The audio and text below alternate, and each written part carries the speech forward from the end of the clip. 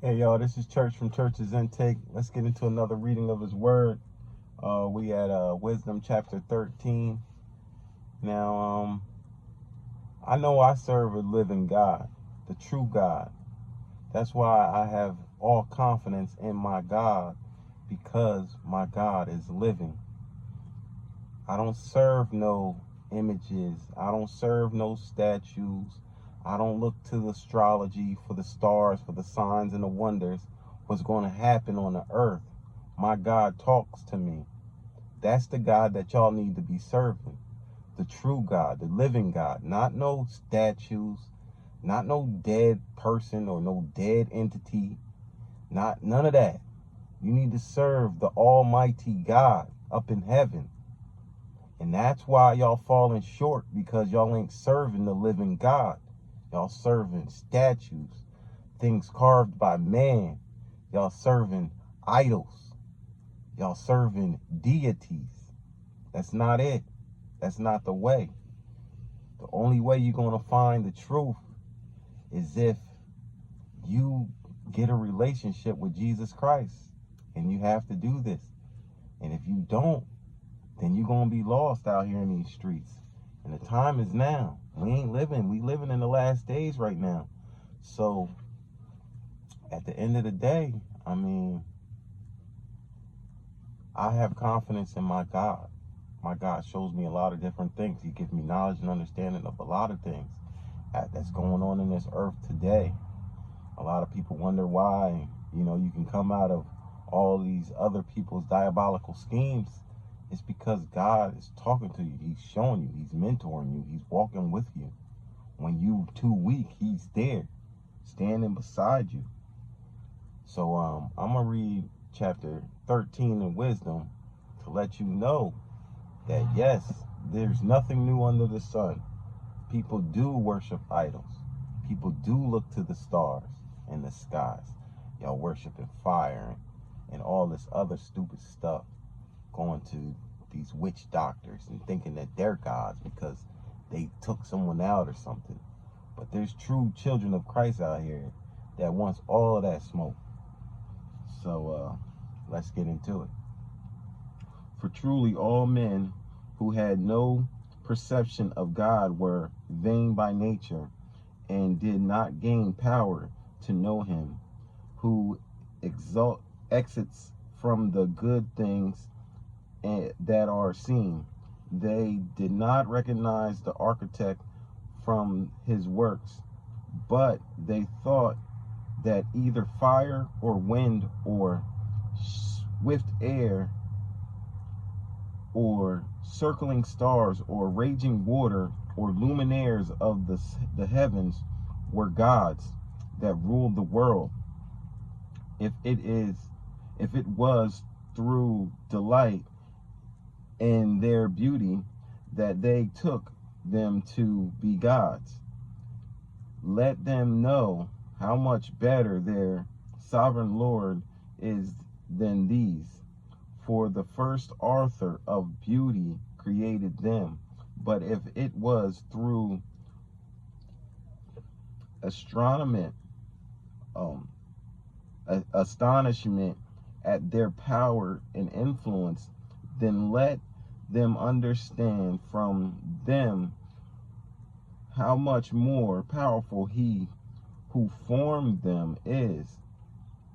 For from the greatness of the beauty of created things, mankind forms the correspondent image of their marker. But yet, for these men, there is little small blame, for they too perhaps go astray while they are seeking God and desiring to find him. For they diligently search while living among his works, and they trust their sight that the things that they look at are beautiful. But again, even they are not to be excused, for if they had power to know so much that they should be able to explore the world, how is it that They did not find the sovereign Lord sooner, but they were miserable, and their hopes were in dead things, who called them gods, which are workers of man's hands, gold and silver skillfully made, and likenesses of animals, or a useless stone, the work of the architect hands. Yes, and if some woodcutter, having sawn down a tree that is easily moved, skillfully scrapes away all its bark and fashions it in a attractive form, making a useful vessel to serve his life's need, burning the scraps from the handwork to cook his food. He eats and fill, taking a discarded scrap which served no purpose, and crooked piece of wood and full of knots. He carves it with his diligence of his idleness, and shapes it by the skill of his idleness. He shapes it in the image of a man, or makes it like some poultry animal, smearing it with something red, painted red, and smearing over every stain in it. Having made a worthy chamber for it, he sets it in the wall, securing it with iron.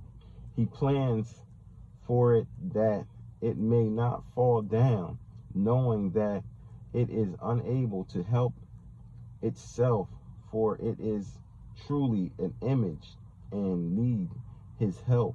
When he makes his prayer concerning good in his marriage and children, he is not ashamed to speak to that which it has no life. Yes, for health he calls on that which is weak. For life he implores that which is dead. For aid he supplicates that which has no experience.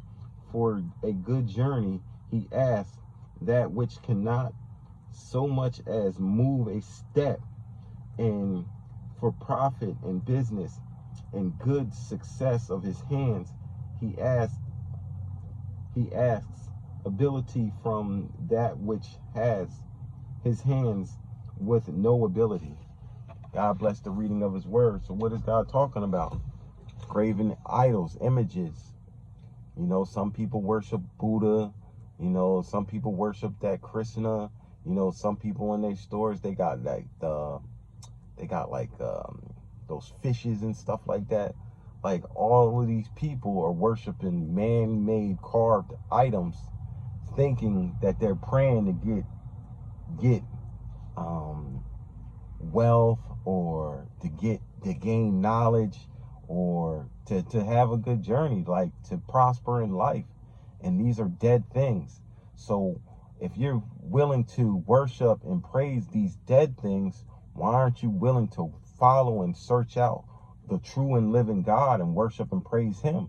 Someone that can give you word back, someone that can justify the purpose of why you're here, someone that can give you your true meaning of who you are. Like, people out here, they do these things because it's in their genes, it's in their family. So it's like family traditions that people are stuck on, and you gotta pull away from these things, because these things are not answering you. It's only the true and living God that's truly answering you, that's giving you all your purpose, that's giving you your wealth. Yes, the devil can help his minions gain wealth, but it's not the same type of wealth that you'll get from God. It's always with stipulations. It's always with you give me something, I'm going to take from you. And it's going to be like that because the devil is cunning. He is definitely very sneaky. And what he says out of his mouth, he's the master of lies. So when he tells you he's going to make you prosperous, it might not be the same way that you think you're going to prosper. Yeah, maybe for a season you might think it's all gravy. And then that next season, when it's time to pay up, how he feels that you should pay up, then you got all these other stipulations. Like some people got to do humiliation rituals and things of that nature. Some people got to, drink baby's blood. Like, I don't like to talk like that, but yeah, they got to do sacrifices. You have to sacrifice. Some people have to sacrifice family members and things like that nature. Like, these are the things that the devil wants for you to follow and keep on going. But most of these people that do get these riches and fame, from the devil, they already had this from God. They just chose the dark side, or they didn't want to truly do the journey to get these things on their own. So they wanted to take a shortcut. And when you're taking these shortcuts to get to prosperity and wealth, it's the quicker you get there. If you come there without having structure, without God in you, the faster you shall fall. You will fall in the pit. And that's what the devil wants. He just wanted your soul from the beginning. So he already know once he got your soul, he already going, that contract is null and void. It's not going to be the way that you think it's supposed to be. It ain't going to happen. It ain't supposed to be like that. You know what I'm saying? So you have to know that the devil's out here to lie, steal, and destroy you and whoever else that he thinks that you should be trying to kill and destroy. Now, some people y'all can't kill and destroy because those is God's people. And you're going to face the wrath of that. And the devil ain't going to explain that to you, because that's some things that when you already trying to jump on the dark side and you doing all of this researching, like some of y'all is crazy. Y'all doing all these diabolical things just to get a little bit of money, or saying that you just getting some rich and fame. And it's crazy when y'all could have took that same energy and just went on your own purpose, your own path. And then, yeah, it would have been a little bit longer. Yeah, but you would have got a lot more knowledge. You would have got a lot more understanding, and you would have been more prepared to handle that wealth. Most of these people that get it like that too, like when they get it that fast, they lose it that fast because they don't know how to maintain it. You don't learn how to maintain it if you're just giving something without knowing what kind of power that you have when you have it. Like, some people don't know how to invest when they do get something like that. When they get some money, like, sometimes God don't want a person to be filthy rich, is because he knows that's going to lead him straight to destruction. So why would he give you something if it's going to lead you to your demise? You got to understand that. Like, sometimes it's better for a person to be humble and be satisfied for what they got already, especially if you ain't poor and you like a middle class person, and you just, you know what I mean, you maintain and you're good, your bills is paid and everything, you peaceful. Stay in that. Some people ain't supposed to elevate to all this extra power when everybody say, yeah, oh yeah, I want to get to the top level of blah blah blah blah blah. But getting to the top level, you have to go through a lot of trials and tribulations. Are you ready for that? Because if you're not ready for trials and tribulations, to get to have the demeanor, to have the character to obtain this type of power that's going to be given you, you have to be prepared. Like, this is not a race to the finish. Like, this is not a fast sprint. This is a marathon. Like, you have to pace yourself Sometimes it's like this, like some people pace themselves, like they make markers in life. Like a marker could be, you know what, my goal is to make $50,000, and then what, after I make $50,000, my next goal is to make 70 or 75,000, and then the next goal will be making 80, 90, 100K. And then all of that, each bracket that you go, you know, you're in a different tax bracket as well. So each bracket that you go to, you know that there's more problems, because obviously you're going to start spending different because you believe like you got this money now. So your eyes is going to be more appealed to more expensive things, and you're not going to want the things of the old. Now, mind you, if you was properly trained by God, those things wouldn't matter to you. You wouldn't care about, I got this extra money. You'll know how to store your money and be able to profit off of the money and retain it and hold it, so you can invest it in something else. Because God would take that from you and be like, you know what? I see he's doing good with this little that I gave him. He's storing it up. He wants to know a new thing. Maybe be a business owner you can be. But if you spending wild, you know, you make a new money, you get into a new plateau of you know, grasping like the you know, you grasping more money, like you went from 50K to like 100K. Now your spending habits are different, because you like, oh, I got it, I could spend this. But when you get that spending habit, now you have to figure out when to spend and when not to spend. Just because you got it right then and there don't mean you always gonna have it. And a lot of people get stuck. Like some people get stuck with, say, let's say this, I was making $50 an hour at my job, right? This one job, right? And then, you know, things was going good for probably like 5 years. Let's say that things were going good for like about 5 years. Now, or we can say, we can put that the C-19 joint, right? The C-19 happened, right? We have a collapse in the economy because all things is closed.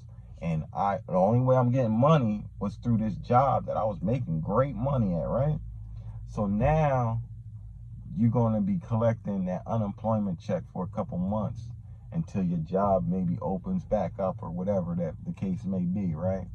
So now the money, if you didn't have money stored up, and if you say you brought another property or something because of the new range that you're in, and you're basing it off the price range that you're in, right? You're going to start to obtain more debt because you got more expensive things and you could afford it at one particular time.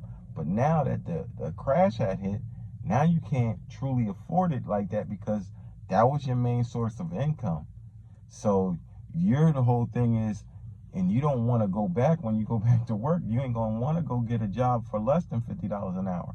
But what if they're not paying a master of your craft that for you anymore? What if they saying, you know what? Well, we got a couple other people. Yeah, we'll take 3 of these guys to make what you making, and we're going to be good with that. Now, you saying like, yo, I'm not taking no job for less than 50 because you're stuck in your mind like, yo, that's where I'm at on my skill level. But if the market's not paying that, it doesn't matter where you think your skill level is. It matters who's going to pay you for your skill level. And then that's where God trains you up to have more than one stream of income. Like, yes, you are supposed to progress in the 9-to-5 job if that's what you're doing. But you're supposed to also establish yourself to have more than one stream of income, so you can, if this job is the end, or if this job is to try to play with you and your money, because yes, you got to understand, the devil works against you, you know what I mean? He tries to frustrate you by any means. So if this job is like your only source, then you already know that you need to have a backup plan. And that's when God trains you, because he's like, yo, if I'm giving you more, I'm going to give you more with this. I'm gonna train you. I'm going to teach you how to make other income. And I want you to expand.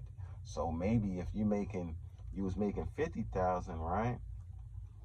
And then you went up to like 80,000 or 75,000, you should save a couple $100 here and there, and possibly you can probably buy a rental place, or you can buy something that you like to do as a craft or something like that, and then you can make money off of something of your own craft.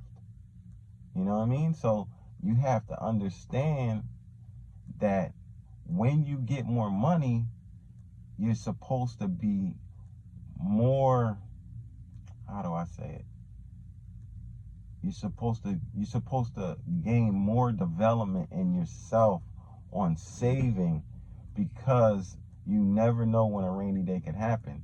If you're still back at that mindset of, oh yeah, $50,000, I wasn't able to get this and that, now I can, and I'm just spending, you're gonna be broke. It's just the same as being a $50,000 worker again. You know, you still got that mindset of a $50,000 worker, then that mindset of a $80,000 worker or a $100,000 worker. It's like, listen, when you know you can obtain this money, you have to learn how to save some, so for a rainy day can happen, or to actually, because God wants us to be entrepreneurs, like owners, a businessman, a business owner. So when you're working for somebody else, your whole thing is you should work. Yeah, of course you're supposed to work, but you're supposed to use that as a step up to get to where you truly want to get to. And as you go through the process, God teaches you new things. He teaches you new crafts. He teaches you to use your brain. And you be like, yo, I can make this, and I can do this and that. Oh, I can make money off of this. Or I can do this, and I can be a teacher or whatever. You know what I mean? Something that you like to do, a craft. And he's going to show you how to invest and make money in that, so you can expand. Like some people go into the stock market. They make a little bit of money. They start making a little bit more money. And then, you know, eventually some of these people are that good that they be like, you know what? I don't even need that 9-to-5 job. That's the whole principle. It's not to be dependent on an establishment. It's to be dependent on God himself. That's it. And he's going to show you different ways on how to make things, make money, make investments, make a plan for yourself in life, for you and your kids, for your grandkids.